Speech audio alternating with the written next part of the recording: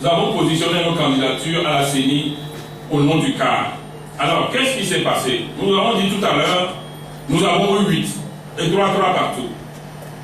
Les gens l'ont laissé au pouvoir. Et nous sommes dans une dynamique au sortir des élections. Les populations, et même certains journalistes, qui nous ont accompagnés, qui ont accompagné la coalition dans le boycott des élections, dès le lendemain des élections, 2 jours après, tout le monde a commencé par nous dire mais pourquoi vous avez boycotté? Suivez vous-même vos émissions sur les médias. Et les gens ont commencé par nous dire ah, maintenant ne boycottez plus jamais les locales. Hein. Moi j'ai été à des émissions où tout le monde nous a répété ça. À partir du moment où on n'est plus prêt à boycotter une élection, alors que UNIR avait un plan et on le savait. Le même plan qu'ils avaient, et ça, je vais rappeler que c'est chez le journaliste Joachim, chez Victoire, le 6 août, c'est-à-dire que 6 jours après le 31 juillet, là où on a sorti la feuille de route, que je suis venu à une émission chez vous et j'ai dit, le pouvoir a un plan, c'est de faire en sorte que l'opposition boycotte et se retrouve seule à l'Assemblée pour faire les réformes. Et que c'est contre ce plan que nous devons agir. Aujourd'hui, nous savons aussi que le pouvoir a un plan, c'est de nous exclure de la Commission électorale nationale indépendante pour aller tout seul au local et ramasser les mairies. Sachant que même si on dégage le pouvoir par la rue, généralement, on ne dégage pas les mairies. Vous voyez tous les coups d'État, quand on le fait, on dit l'Assemblée est dissoute, le président est déchu, le Premier ministre est déchu, mais ils ne disent jamais que les maires sont déchus. Donc du coup, on risque même 10 ans, ces mêmes maires vont rester. À partir du moment où nous devons aller au local, on ne peut pas s'exclure de la CENI. Et dans ces conditions, on se retrouve dans le cas où nous sommes à des extra-parlementaires. Et parmi ces extra-parlementaires, il y a 3 partis qui ont été chassés de l'Assemblée. Il y a l'ANC, il y a le CAR et l'ADI. Et il y a le PNP qui est le chef de la contestation. Donc dans les 3 places d'extra-parlementaires qui reviennent généralement, ces partis-là ont le droit de faire en sorte qu'ils puissent les occuper. Donc le CAR est légitime de pouvoir poser une candidature, étant même le 2e parti à avoir été chassé à l'Assemblée. Nous avons dit dans ces conditions, nous posons notre candidature. Si nous sommes pris, oui, on ne négocie rien. Si nous sommes pris, le droit aurait été respecté. Et si nous ne sommes pas pris, on aurait tiré les conséquences. Voilà comment nous nous retrouvons à la CENI. Je crois que c'est Alphonse Ken qui a posé la question de savoir si on sent cette possibilité de retour. En fait, dans le cheminement que nous avons suivi, ce n'est pas que nous n'avons pas essayé de faire accepter aux gens cette logique.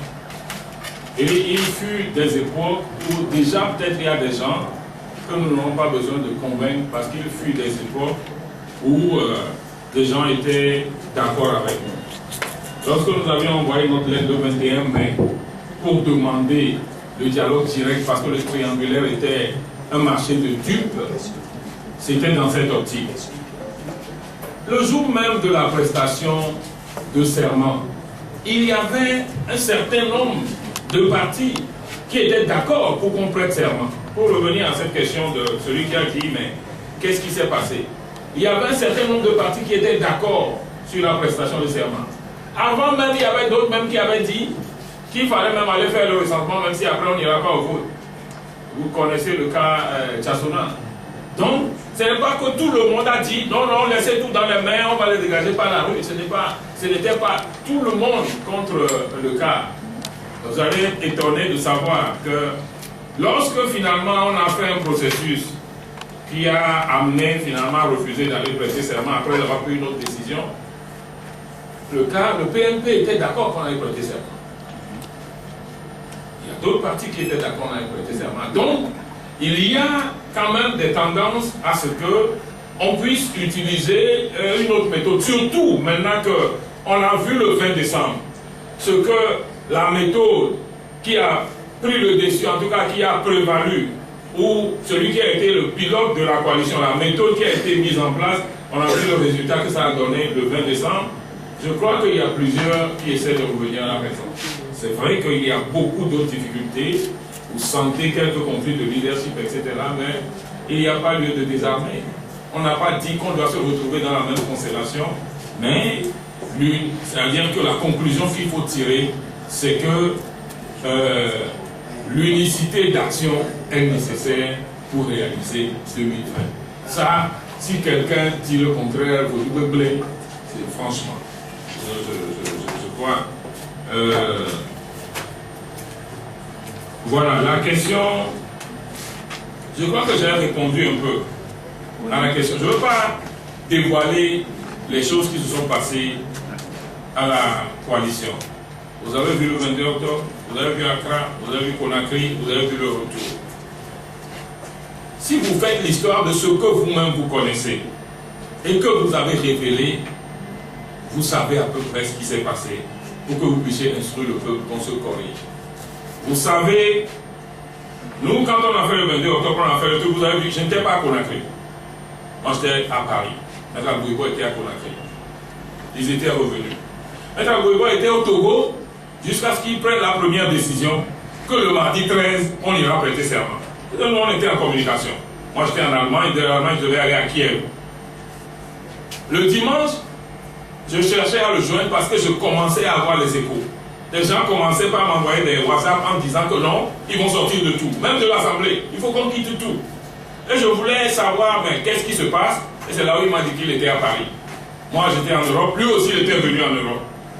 Le dimanche, j'ai appris vers 14 h que Mme Adjamagbo était sur Pyramide FM avec, comment on l'appelle? Pierrot. Et a affirmé que la coalition a décidé que le mardi 13, on ira prêter serment. Donc moi j'étais... C'est le dimanche nuit que Maître Abouibo a dit de le rejoindre rapidement à Paris. Je suis allé à Paris et j'ai compris que les choses se compliquaient derrière nous. Qu'il y avait une dynamique pour ne pas aller prêter serment. On était tous les deux là-bas. Il m'a dit de suspendre mon voyage et de revenir. Mais le temps que je revienne, une autre décision a été prise, on n'ira pas prêter serment. Tout est perdu. On a perdu la main. C'est ce que vous connaissez, puis vous savez que Mme Adjamagbo allait dire qu'on ira prêter serment. Au-delà de ça, ce qui s'est passé, vous êtes des journalistes d'investigation, vous le saurez vous-même. Ce que nous voulons, c'est une nécessité d'action, ce n'est pas de venir distribuer les torts. Donc vous comprenez qu'on s'arrête là sur ce point. Donc d'autres ont envie d'intervenir, je ne veux pas...